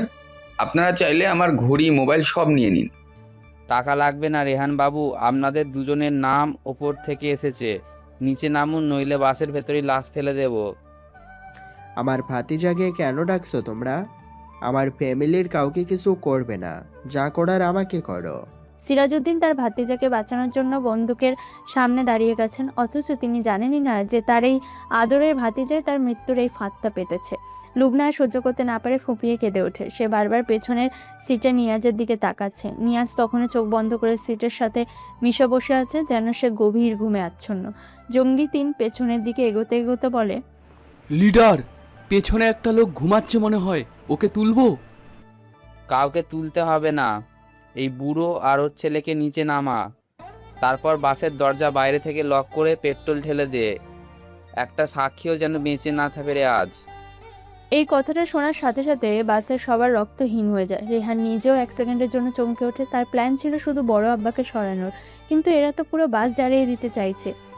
এটা তো আমাদের ডিলে ছিল না। তুমি শুধু বুড়োকে। ডিল চেঞ্জ হয়ে গেছে রেহান সাহেব, ওপরওয়ালার অর্ডার। এই পরিবারের কেউ আজ জ্যান্ত ফিরবে না, এমনকি আপনিও না। আপনার কাজ শেষ। রেহানের পায়ের তলার মাটি সরে যায়। সে বুঝতে পারে স্লিপার সেল তাকেও ধোকা দিয়েছে। টেরারিস্টরা কখনো প্রমাণ রাখে না। রেহান আতঙ্কে পেছনের দিকে 1 পা পিছিয়ে যায়। ফেক পুলিশের লিডার পিস্তলের সেফটি ক্যাচ অন করে বলে, অনেক নাটক হয়েছে, এবার আপনাদের যাওয়ার সময় হলো মাস্টার মশাই। লোকটা যখন সিরাজউদ্দিনের বুকে গুলি করার জন্য ট্রিগারে আঙুল রাখলো, ঠিক সেই মুহূর্তে বাসের একদম লাস্ট সিট থেকে একটা ভারী মেটালিক ক্লিকের শব্দ ভেসে আসে। শব্দটা খুব ছোট হলেও এই পিনপতন নীরবতার মধ্যে সেটা বজ্রপাতের মতো শোনায়। সবাই ঘাড় ঘুরিয়ে পেছনে তাকায়। নিয়াজ তার চোখ বন্ধ করে নেয়। সে তার সিট থেকে ধীরে ধীরে উঠে দাঁড়াচ্ছে। তার মাতাল আর বেকার রূপটা যেন কর্পূরের মতো উবে গেছে। তার চোখের দৃষ্টি এখন একটা শিকারী বাজপাখির মতো স্থির আর ভয়ঙ্কর। তার ডান হাতে ধরা একটা সাইলেন্সার লাগানো MP5 সাবমেশিন গান, আর সেটার ব্যারেল সোজা তাক করা আছে ফেক পুলিশের লিডারের মাথার দিকে। সেফটি গ্যাসটা অফ কর ট্যাঙ্গো, নইলে তোর মাথার খুলিটা আমি এই বাসের ছাদে পেইন্ট করে দেবো।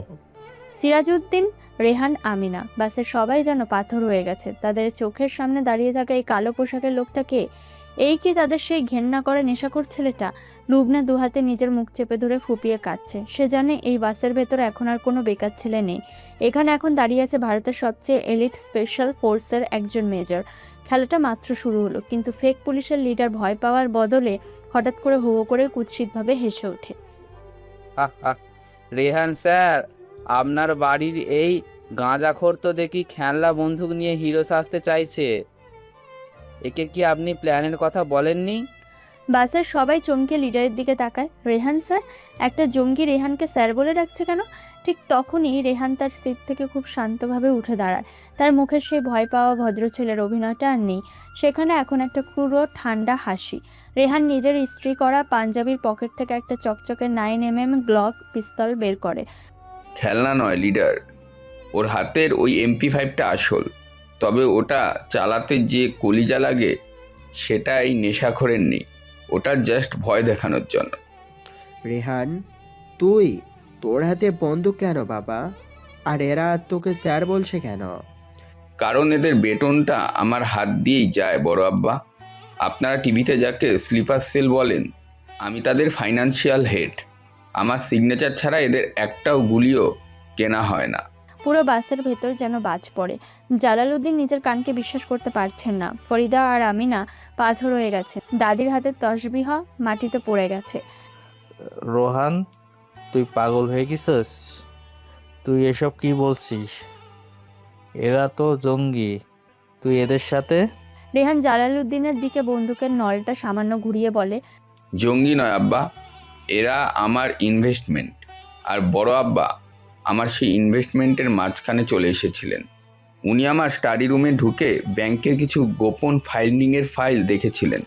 ওনাকে বাঁচিয়ে রাখলে আমার পুরো নেটওয়ার্ক এক্সপোজ হয়ে যেত। হে আল্লাহ, আমার নিজের বাড়ির ছেলে আমার নিজের রক্ত দেশের সাথে বেইমানি করছে। তুই এই কাজ করতে পারলি রেহান? তোর কিসের অভাব ছিল? দেশের কথা ভেবো না বড় আব্বা, আমি শুধু পাওয়ার আর টাকার কথা ভাবি। ওই মিডিল ক্লাস সেন্টিমেন্ট দিয়ে দুনিয়া চলে না। লিডার, কাজ কত দূর? কাজ হয়ে গেছে স্যার। এই বুড়োকে তো মারবই, কিন্তু আজ এই বাসের সবাইকেও তো মরতে হবে, নইলে তো সাক্ষী থেকে যাবে। আপনার ফ্যামিলি বলে তো এদের ছেড়ে দেওয়া যায় না। রেহানের চোখটা 1 সেকেন্ডের জন্য জালালউদ্দিন আর ফরিদার দিকে যায়, কিন্তু সেখানে কোনো মায়া নেই। সে শুধু কাঁধ ঝাঁকায়, যেন এটা খুব সাধারণ একটা ব্যাপার। ঠিক আছে, পুরো বাসটাই জ্বালিয়ে দাও। আমি পেছনের দরজা দিয়ে বেরিয়ে যাচ্ছি। শুধু শিওর করো যে বড় আব্বা যেন আর শ্বাস না নেয়। ওর ওই পেছনের নেশাখোরটাকে আগে শেষ করো। ভাইয়া, ভাইয়া, তুমি আমাদের সবাইকে মেরে ফেলবে? আম্মু আব্বাকেও তোমার কি একটুও দয়া মায়া নেই? তুমি এত বড় বেঈমান ভাইয়া। চুপ কর লুবনা, বেশি ইমোশনাল কথা বলবি না। Business is business. তোরা বেঁচে থাকলে আমাকে সারা জীবন জেলের ভাত খেতে হবে, আমি সেটা হতে দেব না। ফারিদা ডুকরে কেঁদে ওঠেন। জালালউদ্দিন নিজের ছেলেকে এই রূপে দেখে বাকরুদ্ধ হয়ে সিটে হেলান দিয়ে পড়ে যান। রেহান কথাটা শেষ করেই তার বন্দুকের নলটা লুবনার দিক থেকে ঘুরিয়ে সোজা সিরাজউদ্দিনের কপালের দিকে তাক করে। সিরাজউদ্দিন চোখ বন্ধ করে কালেমা পড়তে শুরু করেন। তোর বন্দুকের সেফটি ক্যাচ এখনো অন করা রেহান, তুই ব্যাংকার, কিলার নোস। রেহান রিফ্লেক্স অ্যাকশনে 1 সেকেন্ডের জন্য নিজের বন্দুকের দিকে তাকায়, আর ঠিক সেই 1 সেকেন্ডের ভগ্নাংশকেই কাজে লাগায় নিয়াজ। সে জানে বাসের ভেতরে সরাসরি গুলি চালালে ফ্যামিলির গায়ে লাগতে পারে। সে তার বাঁ হাতে স্মার্ট ওয়াচের আঙুল দিয়ে দ্রুত একটা মোর্স কোড ট্যাপ করে। নিয়াজ ভাই, কিছু করো প্লিজ, ওরা বড় আব্বাকে মেরে ফেলবে। নিয়াজের চোখের দৃষ্টি এখন আর কোনো সাধারণ মানুষের নেই, সেটা একটা নিখুঁত শিকারী বাজ পাখির মতো। তার চেহারায় কোনো ভয় বা আতঙ্ক নেই, আছে শুধু ঠান্ডা একটা হিসাব। সেই ইশারায় লুবনাকে সিটের নিচে মাথা নিচু করতে বলে। ঘড়িতে সিগন্যাল যাওয়ার ঠিক 3 সেকেন্ডের মাথায় হাইওয়ের পাশের জঙ্গল থেকে একটা ড্রোন বা ব্যাকআপ ফোর্সের ফায়ার করা কিছু একটা ছুটে আসার শব্দ হয়। কিসের আওয়াজ হলো? বাইরে কেউ আছে নাকি? রেহান সিরাজউদ্দিনের দিকে তাকিয়ে ট্রিগার চাপার ঠিক 1 সেকেন্ড আগে বাসের পেছনে কাঁচ সজোরে ভেঙে একটা কালো সিলিন্ডারের মতো জিনিস সোজা এসে পড়ে রেহানের পায়ের কাছে। ওটা একটা ট্যাকটিক্যাল স্টান গ্রেনেড। সবাই চোখ বন্ধ করো, কান চেপে ধরো। Down down on the floor. নিয়াজের এই গলার আওয়াজ এতটাই ভারী আর স্পর্ধিত ছিল যে বাসের সবাই রিফ্লেক্স অ্যাকশনে সিটের নিচে মাথা গুজে দেয়। গ্র্যানেডটা ব্লাস্ট হওয়ার ঠিক 1 সেকেন্ড আগে লুবনা ঘাড় ঘুরিয়ে দেখে নিয়াজ তার ডাফেল ব্যাগ থেকে আরেকটা ম্যাগাজিন বের করে তার সাবমেশিন গানে লোড করছে। তার বডি ল্যাঙ্গুয়েজ, তার দাঁড়ানোর ভঙ্গি, তার চোখের স্থিরতা সবকিছু পুরোপুরি একজন এলিট কমান্ডার মতো নিখুঁত। নিয়াজের চোখ সোজা রেহানের দিকে স্থির। এটা কি লিডার? এটা কি জিনিস? রেহানের কথা শেষ হওয়ার আগে একটা কান ফাটানো বিস্ফোরণ আর অন্ধ করে দেওয়া সাদা আলোয় পুরো বাসের ভেতরটা ঢেকে যায়। বাসের ভেতরে জঙ্গিরা কিছু বোঝার আগে তাদের চোখ সাময়িকভাবে অন্ধ হয়ে যায় এবং কানের পর্দা ফাটানো একটানা শব্দ তাদের ব্যালেন্স নষ্ট করে দেয়। আর ঠিক সেই মুহূর্তে শুরু হয় এনএসজি কমান্ডো নিয়াজের আসল খেলা। বাসের ভেতরে কয়েক সেকেন্ডের জন্য পুরোপুরি অন্ধ হয়ে যায়। কানের পর্দা ফাটানো একটানা ভো ভো শব্দ ছাড়া আর কিছুই শোনা যাচ্ছে না কারো। এই চরম বিশৃঙ্খলার মধ্যে বাসের সবাই যখন সিটের নিচে মাথা গুঁজে প্রাণ বাঁচানোর চেষ্টায় ব্যস্ত, ঠিক তখনই নিয়াজ মুভ করে। তার মুভমেন্টে কোনো তাড়াহুড়ো নেই, কোনো চিৎকার নেই, পুরো ব্যাপারটাই একদম মেকানিক্যাল আর নিখুঁত। সাইলেন্সার লাগানো সাবমেশিন গান থেকে খুব চাপা কয়েকটা শব্দ বেরিয়ে আসে, পিউ পিউ পিউ। স্নাইপারদের ভাষা যাকে বলে মোজাম্বিক ড্রিল। বুকে দুটো, মাথায় একটা। ফেক পুলিশের লিডার এবং তার পাশের জঙ্গিটা কিছু বুঝে ওঠার আগে 1 সেকেন্ডের মধ্যে মেঝের ওপর লুটিয়ে পড়ে। তাদের শরীর থেকে তখনও ধোঁয়া বেরোচ্ছে। বাসের ভেতরে বারুদের ধোঁয়া একটু কাটতে লুবনা ভয়ঙ্কর একটা ঘোরের মধ্যে মাথা তুলে তাকায়। সে দেখে নিয়াজ একটা সিটের আড়াল নিয়ে 1 হাঁটু গেড়ে বসে আছে। তার হাতের গ্রিপ পাথরের মতো স্থির, চোখের দৃষ্টি বরফ শীতল। যে ছেলেটা স্কুটি ঠেলতে গিয়ে হাঁপিয়ে যাওয়ার ভান করছিল, তার এই রূপ দেখে লুবনা শিরদাঁড়া দিয়ে ঠান্ডা স্রোত নেমে যায়। সে বুঝতে পারে তার চোখের সামনে বসে থাকা মানুষটা কোনো সাধারণ মানুষ নয়, একটা নিখুঁত কিলিং মেশিন। রেহান বুঝতে পারে তার সাজানো খেলা শেষ। তার নিজের ফাইন্যান্স করা লোকগুলো চোখের সামনে মরে পড়ে আছে। সে মরিয়া হয়ে ওঠে। উঠুন উঠুন বলছি বড় আব্বা, আমার সাথে চলুন। রেহান, তুই আমাকে কোথায় নিচ্ছিস? ছাড় আমাকে। রেহান নিজের গ্লক পিস্তলটা সিরাজউদ্দিনের মাথায় ঠেকিয়ে তাকে ঢাল বানিয়ে বাস থেকে নিচে হাইওয়ে রাস্তায় নেমে যায়। তার হাত পা তখন থরথর করে কাঁপছে। গান ড্রপ কর নিয়াজ, বন্দুক ফেলে দে বলছি, নইলে বড় আব্বাকে আমি এক্ষুনি মেরে দেবো। বাসের ভেতর থেকে নিয়াজ খুব ধীর পায়ে নিচে নামে। চোখে কোনো ভয় বা রাগ নেই। সে তার সাবমেশিন গানটা সামান্য নিচের দিকে নামায়। তোর হাত কাঁপছে রেহান, তুই নার্ভাস? আমি সত্যিই গুলি চালিয়ে দেবো নিয়াজ, তুই আমাকে চিনিস না, বন্দুকটা রাস্তায় ফেলে দে। চিনি রেহান, তুই একজন ব্যাংকার, তুই টাকার হিসাব খুব ভালো বুঝিস, কিন্তু তুই কিলার নোস। মানুষ মারা অত সহজ কাজ নয়। চুপ কর তুই, আমি কাউন্ট করছি। 1। তোর গ্লকের সেফটি ক্যাচ এখনো অন করা রেহান, তুই ট্রিগার চাপালেও একটা গুলিও বেরোবে না। রেহান রিফ্লেক্স অ্যাকশনে 1 সেকেন্ডের ভগ্নাংশের জন্য নিজের হাতের বন্দুকটার দিকে তাকায়। আর ঠিক সেই মুহূর্তটাই নিয়াজের দরকার ছিল। সে নিজের বন্দুক তোলারও প্রয়োজন মনে করে না, শুধু কোমর বরাবর রেখে এক হাতে ট্রিগার চেপে ধরে। একটা চাপা শব্দ, গুলিটা গিয়ে সোজা রেহানের ডান কাঁধের জয়েন্ট বা শোল্ডার সকেটে আঘাত করে হাড় চুরমার করে দেয়। আল্লাহ! রেহানের হাত থেকে পিস্তলটা ছিটকে পড়ে যায়। সে যন্ত্রণায় মাটিতে হাঁটু গেড়ে বসে পড়ে। সিরাজউদ্দিন ধাক্কা খেয়ে কয়েক পা দূরে সরে যান। ঠিক সেই মুহূর্তে চারদিক থেকে পুলিশের সাইরেনের শব্দ শোনা যায়। কয়েকটা কালো এসইউভি এসে হাইওয়ের ওপর ব্রেক কষে দাঁড়ায়। আসল এনএসজি এবং অ্যান্টি টেরোরিজম স্কোয়াডের লোকেরা চারদিক থেকে বাসটাকে ঘিরে ফেলে। Good job major Niaz, area clear. Medical টিমকে ডাকো কবির। ভেতরে ফ্যামিলির লোকজন শকে আছে। আর ওই বেইমানটার কাঁধে ব্যান্ডেজ করো, ও যেন মরে না যায়। বাসের ভেতর থেকে একে একে সবাই নিচে নেমে আসে। সিরাজউদ্দিন, আমিনা, জালালউদ্দিন, ফরিদা, সবার চোখে মুখে ঘোর অবিশ্বাস আর আতঙ্ক। তারা যেন নিজেদের চোখকে বিশ্বাস করতে পারছেন না। নিয়াজ, তুই এইসব কি দেখছি আমি? কি দেখছো আব্বা? এই পুলিশগুলো, এরা তোকে মেজর বলছে কেন? আর তুই এই বন্দুক, তুই তো রিহ্যাবে ছিলি 5 বছর। গত 5 বছর আমি রিহাবে ছিলাম না আব্বা। আমি স্পেশাল ফোর্সের ট্রেনিংয়ে ছিলাম আর বর্ডারে ছিলাম। রিহ্যাবে ছিলি না? তুই তো বলতি তুই নেশা ছাড়ার জন্য ওখানে আসিস। বলতে হতো মা, রেহান টেরর ফান্ডিংয়ের সাথে যুক্ত ছিল। আর ইন্টেলিজেন্স জানতো আমাদের বাড়ির ভেতরে থেকেই কেউ ওদের লজিস্টিক সাপোর্ট দিচ্ছে। আমার ছেলে, আমার রোহান এইসব করতো, ও দেশের সাথে বেইমানি করেছে। হ্যাঁ চাচা, আমি যদি আর্মি বা স্পেশাল ফোর্সের অফিসার হিসেবে বাড়িতে আসতাম, রেহান অ্যালার্ট হয়ে যেত, অপারেশন ফেল করতো, ও সব প্রমাণ নষ্ট করে দিত।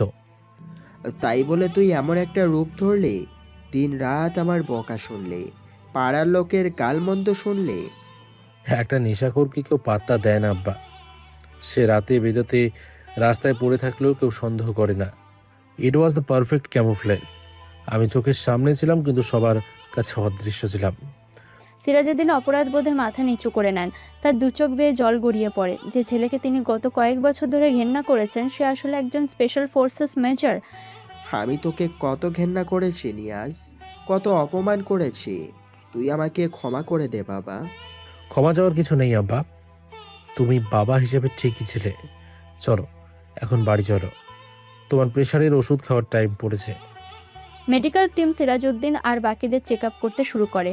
হাইওয়ের ধারে পুলিশের গাড়ির লাল নীল আলো তখন চারপাশটা আলোকিত করে রেখেছে। নিয়াজ নিজের বন্দুকটা কবিরের হাতে দিয়ে পকেট থেকে একটা দুমড়ানো সিগারেট বের করে ঠোঁটে চাপে, কিন্তু ধরায় না। লুবনা ধীর পায়ে নিয়াজের পাশে এসে দাঁড়ায়। তার মানে ওই বকাটেদের কলার বোন ভাঙা ওটা ইচ্ছে করেই ছিল? অভ্যেস, রিফ্লেক্স কন্ট্রোল করা খুব কঠিন হয়ে যায় মাঝে মাঝে। আর ওই যে স্কুটি ঠেলতে গিয়ে ওই হাঁপিয়ে যাওয়ার নাটক করা, সেটাও কি ট্যাকটিক্যাল মুভ ছিল? ওটাও অ্যাক্টিং ছিল।